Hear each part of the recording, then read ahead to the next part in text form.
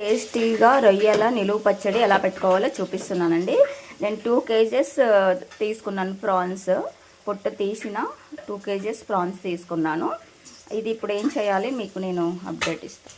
పసుపు ఉప్పు వేసి కొంచెం నీసు వాసన పోయేంత వరకు మనకి ఇట్లా నానబెట్టుకోవాలి, కలిపి పెట్టేసుకోవాలి.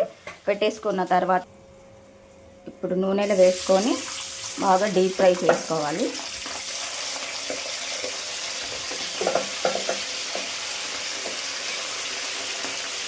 డీప్ ఫ్రై అయ్యేంత వరకు, ఇది గోల్డెన్ షేడ్ వచ్చేంత వరకు మనము డీప్ ఫ్రైనే చేసుకోవాలి. మరి ఎక్కువ చేసుకుంటే మనకి గట్టి పడిపోతుంది. మనం రైస్లో తినేటప్పుడు మనకి గట్టిగా ఉంటుంది అన్నమాట ముక్క. లైట్ గోల్డెన్ షేడ్ వచ్చే వరకు డీప్ ఫ్రై చేసుకుందాం. చూసారు కదా, ఇట్లా గోల్డెన్ షేడ్లోకి వచ్చేసాయి, లైట్ గోల్డెన్ షేడ్లోకి.